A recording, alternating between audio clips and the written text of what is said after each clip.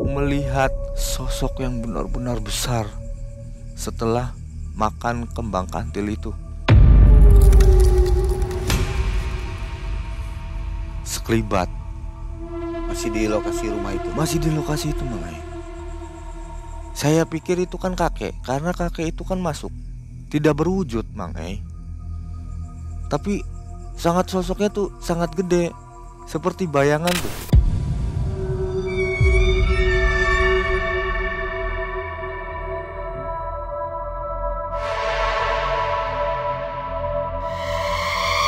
Cepat lagi. Saya penasaran. Saya sampai kaget sendiri. Itu apa? Saya beraniin diri, karena yang di pikiran saya, yang penting hutang saya lunas, sulitan saya ini selesai, bebas. Tiba-tiba Pak Benny ada di depan saya dengan perwujudan yang sangat seram, yang sangat benar-benar menyeramkan. Berdarah-berdarah, dengan baju yang robek kayak gitu. Tapi dengan ilmu tersebut yang Pak Benny kasih, saya semakin menjadi-jadi, Mang Ai. Kenal dunia malam, kenal yang namanya perjudian, kenal yang namanya cewek, kayak gitu. Jadi makin ruyam.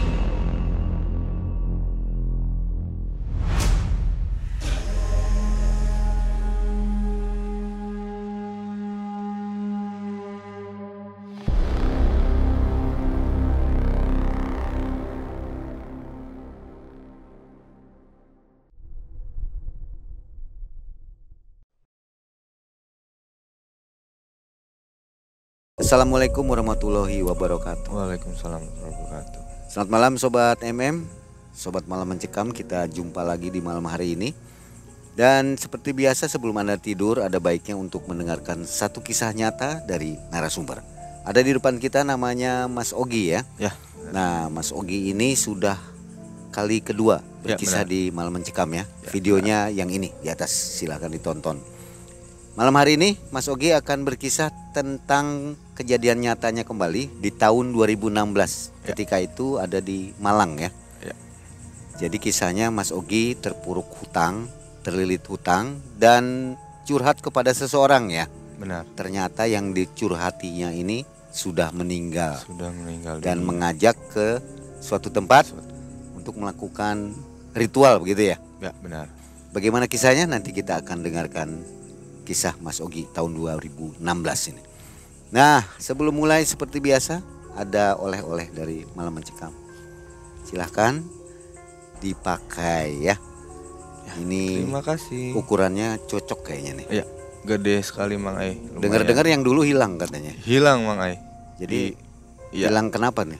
Kayaknya ada yang nyuri karena Malam Mencekam selalu luar biasa kan. Wah, diminati ya. Diminati banyak kaum. Udah lapor polisi? Lapor polisi nggak usah kayaknya. Ya. Hilang kaos lapor polisi ya. Mas Ogi aktivitas apa sekarang?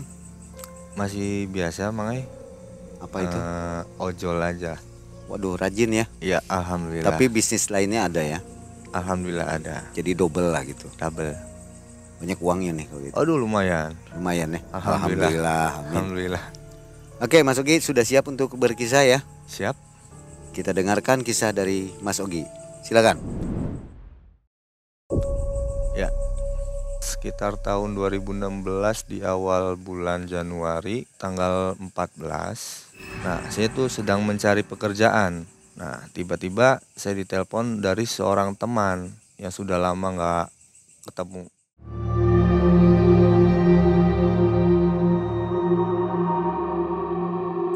Tiba-tiba dia telepon saya, ada sebuah kerjaan untuk di kota Malang. Wah, itu saya senang banget. Nah, saya tanya, tuh di Malangnya kerjanya sebagai apa? Itu katanya outsourcing. Adalah sebuah perusahaan ya nggak terlalu besar juga sih ya. Untuk CV dan surat lamarannya juga itu lewat email. Saya kirimlah email ke perusahaan tersebut. Nah, setelah itu saya kirim email, saya dibalas dengan emailnya. Nanti minggu depan saya diinterview di Malang. Nah, saya nggak tahu tuh kota Malang. Saya belum pernah ke sana juga. Kota Malang itu seperti apa dan saya kesananya juga naik apa, saya tidak tahu. Nah, teman saya nelpon. Ini nanti kesananya naik apa? Transportasinya melalui kereta saja. Nanti saya jemput kamu di stasiun kereta. Oke. Itu saya udah beli tiket untuk minggu depan dan saya berangkat ke sana. Saya ketemu dengan teman saya. Nah, lalu posisinya kita jalan dulu di sana.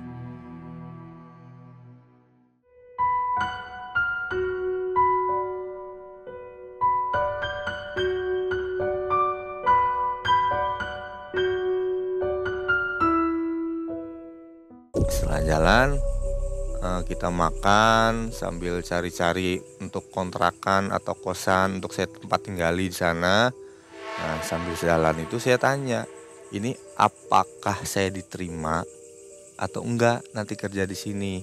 Kayak gitu. Saya hanya cuma bisa sampai 3 hari untuk di sini. Maksudnya untuk makan dan lain-lain kayak gitu. Kata dianya udah nggak apa-apa, saya yang bayarin nanti setelah kamu gajian kamu bisa kembalikan. Oke, kayak gitu. Cari-carilah, alhamdulillah ketemulah kontrakan. Saya di situ. Nah, keesokan harinya saya ke perusahaan itu yang saya dipanggil ke tempat kerja. Saya diinterview lah segala macam dan lain-lain. Saya menjadi seorang marketing. Setelah itu saya bekerja di sana.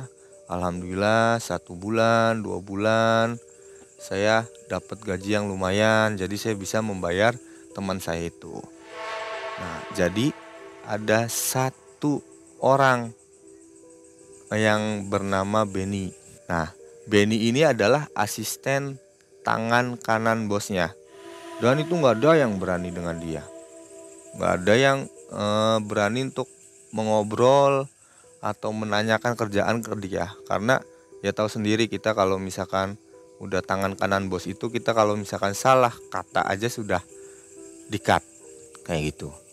Nah, setelah itu 3 bulan berjalan dan 4 bulan berjalan, alhamdulillah Mang saya dapat gaji yang sangat gede dan dapat bonus yang sangat istimewa lah bisa dibilang. Nah, saya memberanikan diri untuk mengambil kendaraan. Nah, saya mengambillah kendaraan itu roda 2 motor. Nah, saya ambil kredit. Nah, awalnya kan untuk KTP saya kan KTP alamat Cirebon, bukan KTP alamat sana. Pakailah nama teman saya. Saya tanyalah ke teman saya, bro, saya mau ambil ini nih, ambil kendaraan daripada saya nyusahin kamu terus antar jemput setiap harinya. Ini udah 4 bulan, alhamdulillah saya dapat lumayan bonus. Nah, teman saya tanya, mau ngambil apa? Ya motor aja lah yang murah. Ambillah saya motor itu. Nah, setelah ambil motor itu seneng, bahagia karena ini hasil keringat saya sendiri. Ambil motor, wah sampai selang 6 bulan agak goyang. Kerjaan saya goyang, finansial saya goyang, kebutuhan dan lain-lain saya goyang. Itu udah sangat benar-benar terpuruk Mang. Saya pengen bertanya ke teman saya, masih takut karena nantinya akan menyusahkan dia lagi. Awalnya kayak gitu. Setelah itu memberanikan dirilah saya bertanya kepada Benny ini, asisten. Mau gak mau, Pak Benny mau ngobrol sesuatu. Ya, kenapa? Dengan tegasnya asisten bos itu bertanya, saya ini lagi ada kendala untuk keuangan.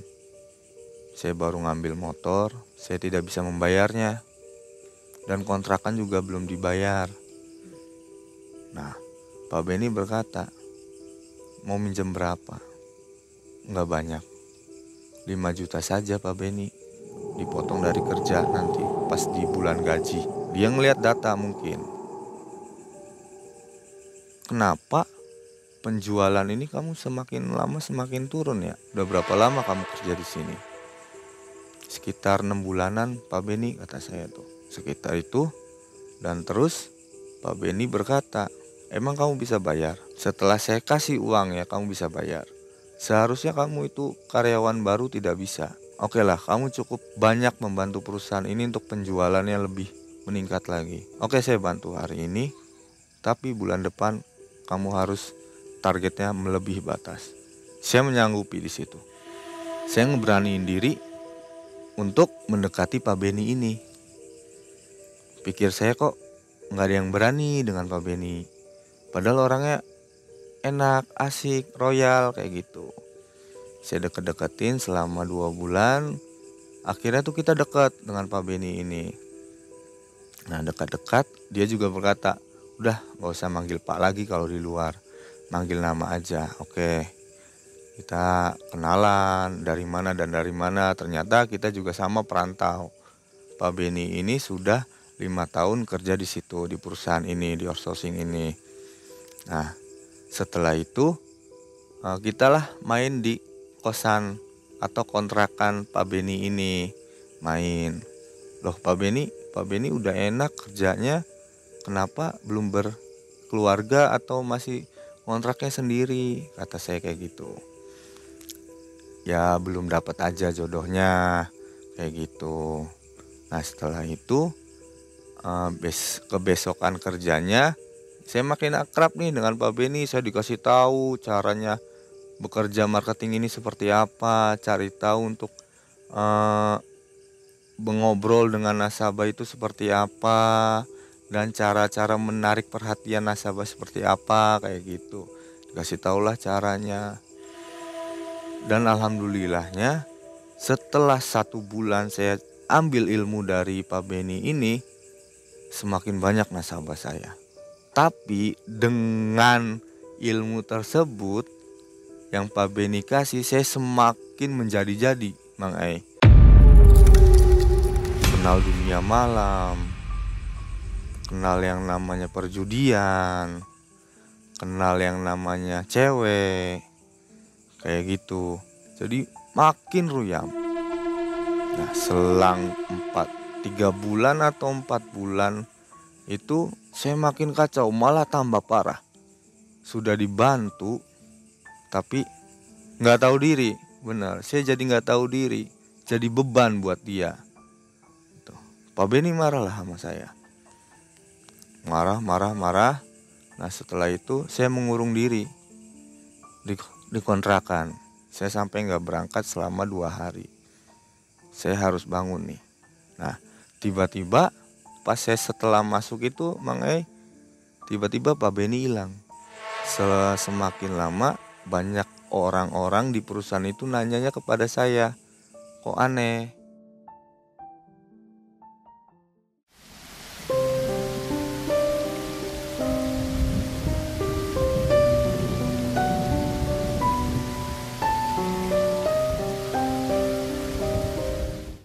Pak Ogi, Pak Beni kemana? Waduh, saya juga nggak tahu nih. Saya juga baru masuk kerja, udah izin 2 hari, saya nggak masuk karena posisi saya lagi nggak enak badan.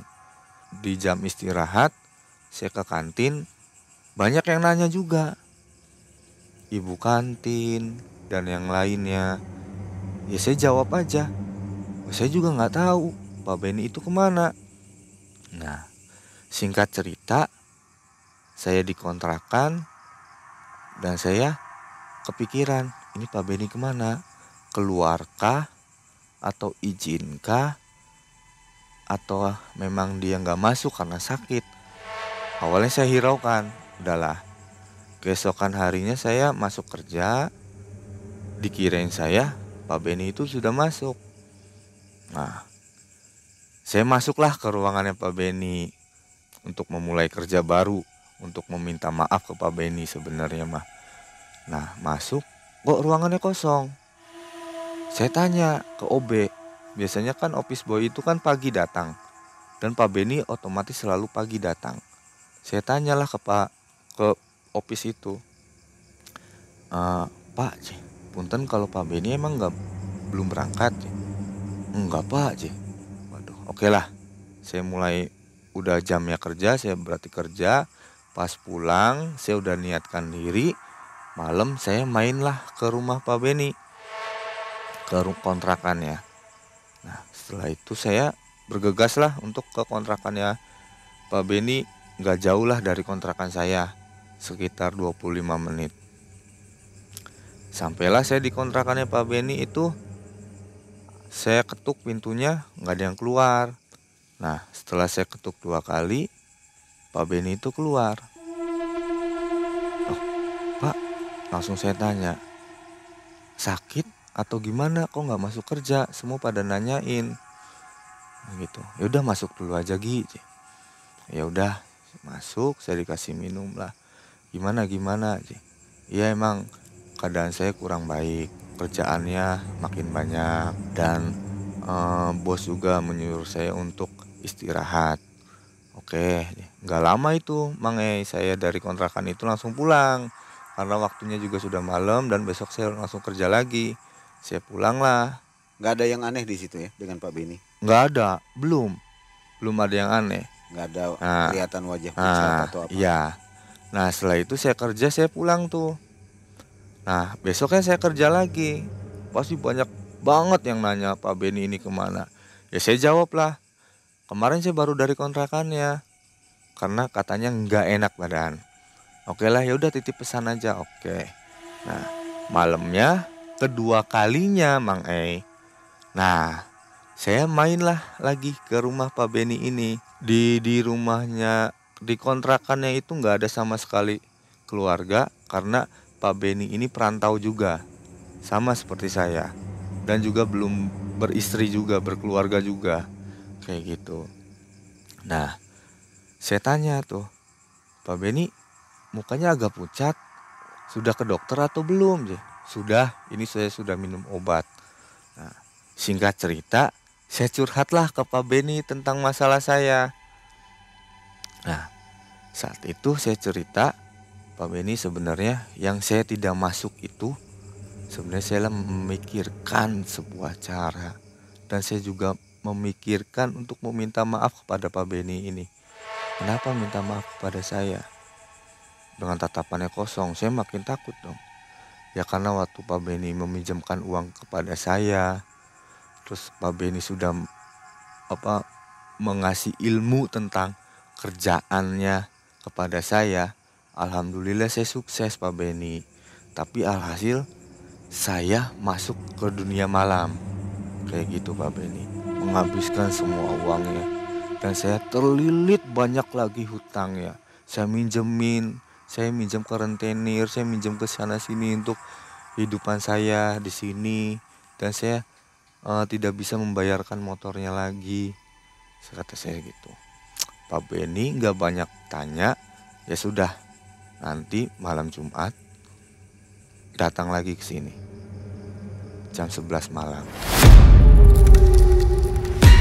Loh, kenapa harus malam Jumat Pak Beni? Kata saya.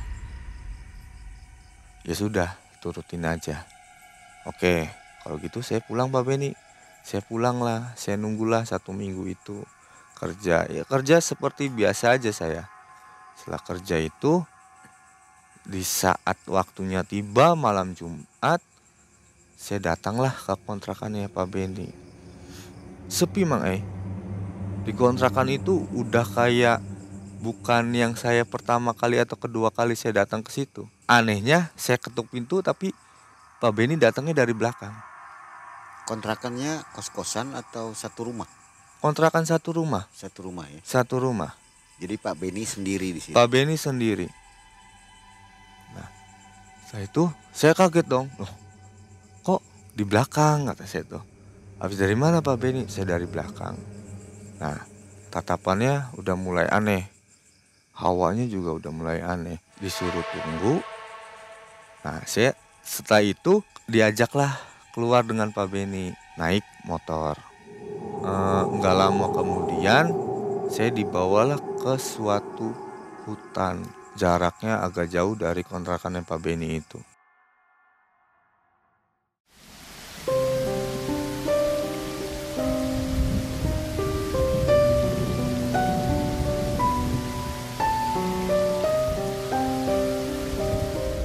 Agak jauh, semakin masuk semakin lama kok semakin gelap. Saya naik motor, tiba-tiba saya ngelihat ada suatu tempat rumah sangat besar. Nah, Pak Beni mengatakan lurus saja, nanti depan belok. Oke, belokan hanya cuma satu. Oke, masuklah ke rumah itu. Nah, kok anehnya lagi, Pak Beni kok ada di depan. Perasaan saya motor aja, saya baru turunin kok tiba-tiba cepat ke depan. Saya makin kaget nih, ada apa? Oke, saya turunlah dari motor. Saya masuk. Kok ini rumah sebesar ini Mang nggak ada penghuninya. Saya bertanyalah ke Pak Beni. Pak Beni, kan ini rumah siapa? Ini rumah kakek saya. Kan kamu sendiri yang minta untuk bantu kamu, untuk membayar semua hutang-hutang kamu. Iya sih, cuma tempatnya kok kayak serem kayak gini. Udah gak apa-apa, ikutin aja saya masuk. Oke, saya di luar, disuruh di luar dulu tuh Mang gak disuruh masuk. Nah, Kondisi rumahnya seperti apa? lampunya sangat terang Mang Oh, terang. Terang banget. Cuman sudah tua gitu. Sudah tua. Jadi itu tuh rumah besar. Rumah itu tuh besar, tapi ada pencahayaannya terang banget. Jelas banget itu. Kosong ya? Ya kosong, tapi bukan rumah-rumah kayak modern sekarang ini Mang Kayak rumah tua kayak bilik bambu kayak gitu, tapi sangat luas. Keluarlah itu sosok kakek dan nenek. Tapi kok kayak memakai busana zaman dahulu kala tuh. Ya yang kayak baju hanya biasa, kain hanya selendang kayak gitu, dan kakek-kakek memakai ikat kepala seperti itu. Nah, saya disuruh masuk lah. Saya disuguhin lah minum. Saya nanya lagi ke Pak Beni ini. Pak Beni punten, sebenarnya saya kan hanya menceritakan kesusahan saya. Nah, ini sebenarnya tempat apa? Yang ada di pikiran saya tuh hanya ingin mengetahui ini tuh tempat apa. Ya, Pak Beni cuma ngomong, ya inilah tempatnya saya sekarang. Tempatnya saya dan kakek dan nenek saya. Sekarang saya tinggalnya di sini. Loh, terus kontrakan saya sudah tidak di situ lagi. Pak Beni berkata kayak gitu. Oke lah, saya turutin. Nah, si kakek itu bertanya, ada apa nak? Nah, saya bertanya, iya kek, ini saya temennya Pak Beni. Nah, saya diajak ke sini mau silaturahmi kek, kata saya gitu. Kata neneknya, mangga silahkan di minum dulu minumannya. Oke, saya minum. Nah, setelah itu minum, kok makin lama kok saya ngeliat mereka bertiga ini kok aneh Mang Saya kayak ngeliat ini Pak Beni atau bukan. Kok semakin lama semakin aneh nada bicara dan perilakunya dia kok semakin ganjil gitu Mang Nah, setelah itu oke lah, saya berpikir positif aja karena Saya yakin ini Pak Beni ini bisa benar-benar membantu kesulitan saya. Oke, nah, setelah itu gak lama kemudian si kakeknya ini masuk Mang E. Si kakek ini masuk dan saya ngobrol dengan neneknya.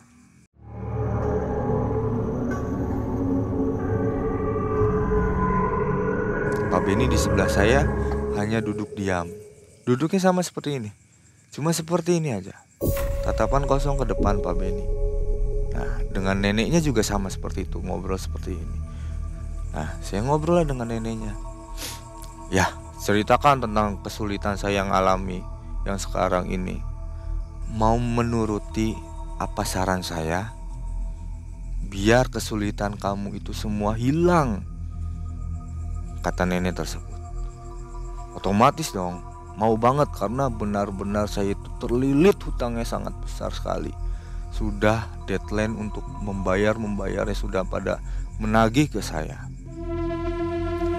Saya itu, nah di situ ada yang namanya ritual Mang E. Ritualnya dari nenek itu hanya sebuah air dan satu kembang Mang E. Kayak kembang yang dari 7 rupa itu, tapi kayak kembang kantil atau apa itu.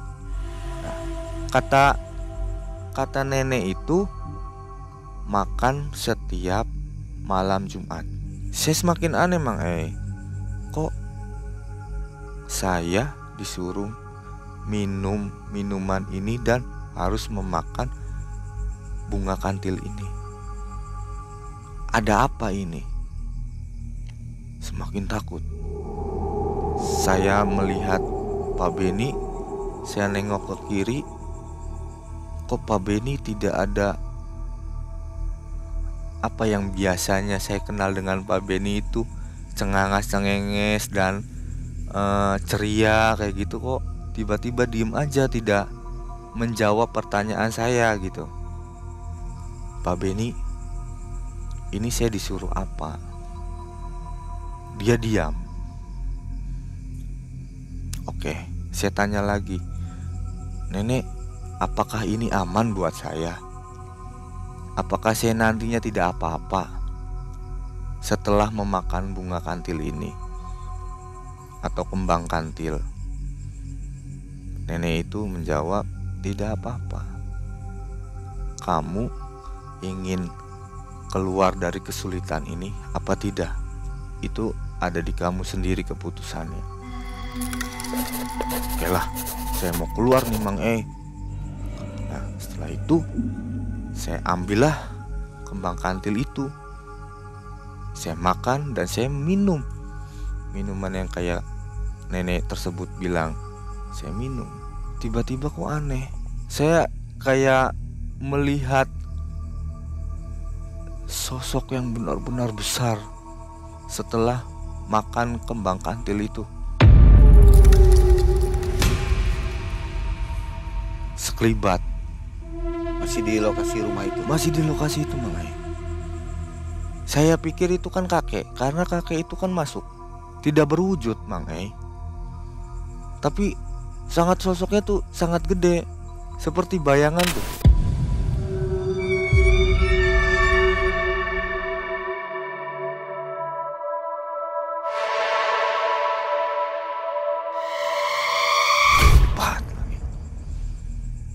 Saya penasaran. Saya sampai kaget sendiri. Itu apa? Tapi saya hiraukan, saya beraniin diri. Karena yang di pikiran saya, yang penting hutang saya lunas. Sulitan saya ini selesai, bebas. Nah, setelah itu kakek itu muncullah. Setelah muncul, tiba-tiba kakek itu berkata, jangan sampai ini berhenti, teruskan. Dalam pikiran saya cuma, ini diteruskannya gimana? Kakek, maaf, saya tadi sudah bilang ke nenek, ini dampak ke sayanya seperti apa? Tidak ada dampak. Saya nggak percaya nih. Saya semakin nggak percaya. Saya tanya sekali lagi, Mang dampaknya apa? Karena saya takut, Mang walaupun iya kesulitan sayanya sudah hilang, tiba-tiba saya kenapa-napa kan saya takut. Saya itu ingin bertanya lagi sama Pak Beni, ingin ngobrol lagi. Pak Beni sudah hilang.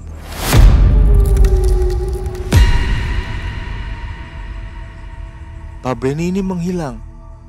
Jelas-jelas ada di sebelah kiri saya, tiba-tiba menghilang. Saya kaget dong. Saya sampai, "Nek, punten, Pak Beni kemana?" "Ada di sebelah kamu." "Nggak ada, Nek," kata saya tuh. "Itu sebelah belakang kamu." Astagfirullah. Ternyata benar Pak Beni ada di sebelah. Yang saya tanya, kok kejanggalan-kejanggalan dari pertama saya masuk rumah itu sampai sekarang kok semakin aneh. Setelah itu saya tanyalah ke Pak Beni, "Pak Beni, ini kayak gimana? Ini maksudnya seperti apa? Saya sampai makan kembang kantil, sampai saya meminum apa yang ada di depan meja." Dia tidak ngomong apa-apa. Tatapan dia kosong. Ya sama kayak pertama. Cuma seperti ini aja, Mang. Gak ada yang namanya berkata apa-apa. Saya semakin kesal. Dan tiba-tiba seketika itu hilang lagi Pak Beni. Saya nggak tahu kemana itu Pak Beni. Saya tanya lagi ke nenek itu, hanya diam. Kakek itu juga diam. Saya jadi takut, Mang. Ini ada apa? Saya coba lari ke luar, Mang. Tiba-tiba Pak Beni dan nenek kakek itu berubah, berdarah, dengan baju yang compang-camping. Saya lari, Mang. Tiba-tiba saya kesandung, kayak ditarik. Saya nengok ke belakang, nggak ada. Saya bangun lagi, saya lari lagi, nengok ke belakang, nggak ada. Tiba-tiba pas lari, tiga-tiganya ada di depan, Mang.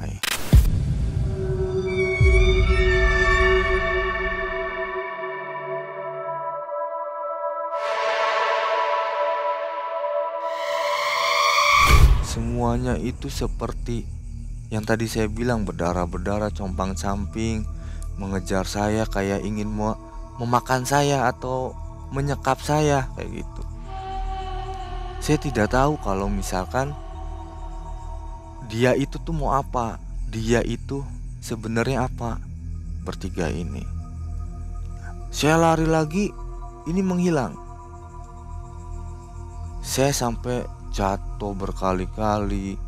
Saya sampai luka sedikit ya, bisa dibilang gitu, Mang. Tiba-tiba Pak Beni ada di depan saya dengan perwujudan yang sangat seram, yang sangat benar-benar menyeramkan. Berdarah-berdarah, dengan baju yang robek kayak gitu.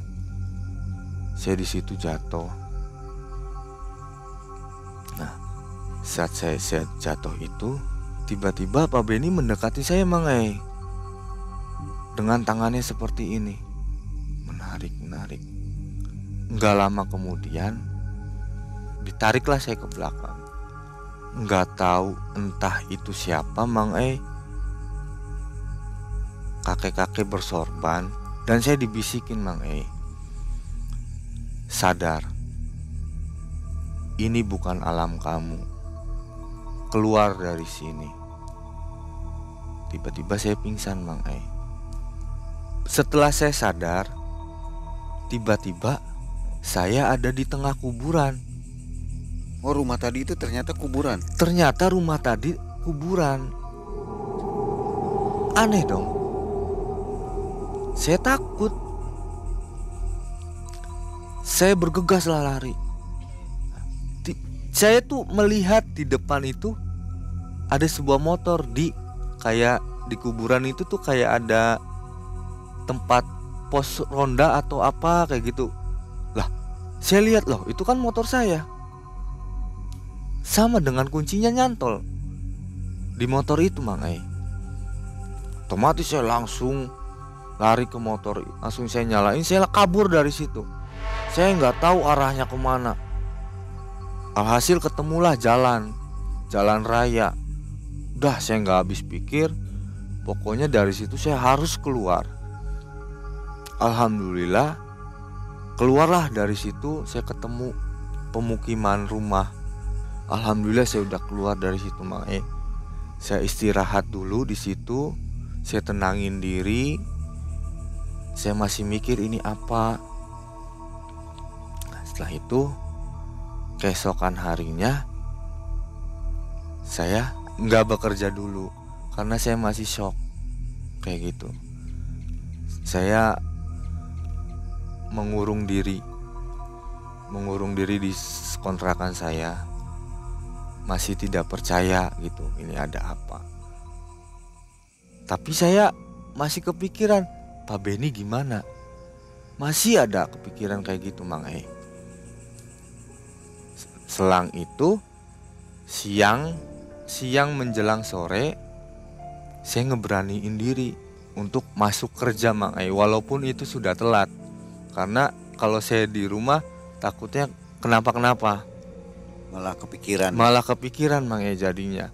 Mau saya dimarahin, mau di apa sama bos atau apapun itu, yang penting saya masuk nyari kesibukan. Saya masuk. Nah, ditanya, "Kamu habis dari mana?" "Saya habis dari kontrakan." "Kenapa jam segini baru masuk?" "Iya Pak, saya gak enak badan," kata saya kayak gitu. Normal lah, kayak pekerja biasa lah, udahlah. Gak sengaja saya nanya, "Pak Beni kemana? Kamu belum tahu kabar dari Pak Beni?" "Loh, saya gak tahu. Ternyata seminggu ini Pak Beni ini meninggal." Sudah seminggu. 1 minggu ini Pak Beni meninggal. Saya nggak yakin dong. Semalam saya itu ketemu sama Pak Beni, saya jalan sama Pak Beni. Wah, jangan ngaco. Itu siapa yang ngomong? Bosnya. "Pak, beneran, saya itu ketemu dengan Pak Beni.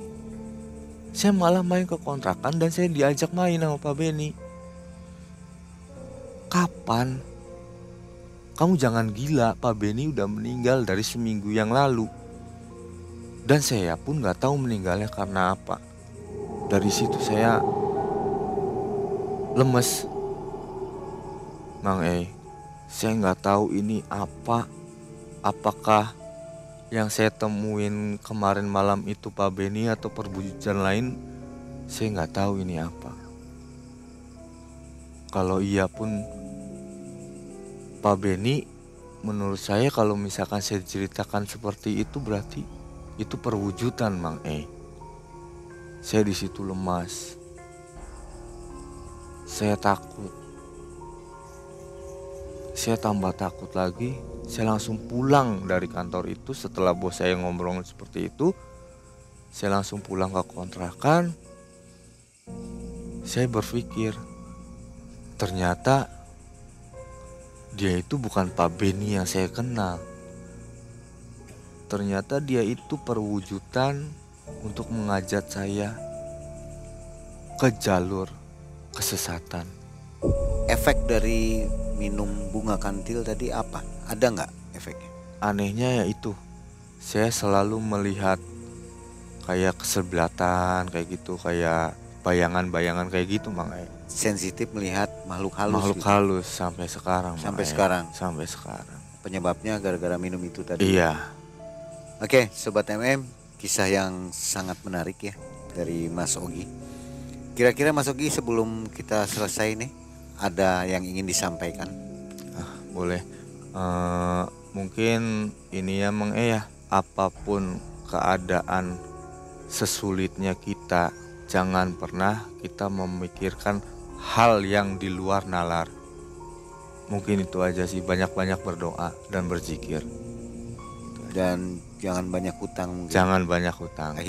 Akibatnya jadi banyak ngelamun ya. Banyak ngelamun dan menjadi tersesat. Ya, hampir saja. Hampir saja.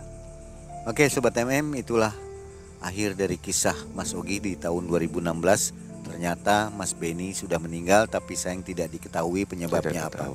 Benar. Itu kuburnya ada? Kuburannya ada. Mas Ogi sempat ke kuburannya? Sempat ke kuburannya dengan satu kantor. Tapi ya sampai sekarang saya juga tidak tahu keluarganya.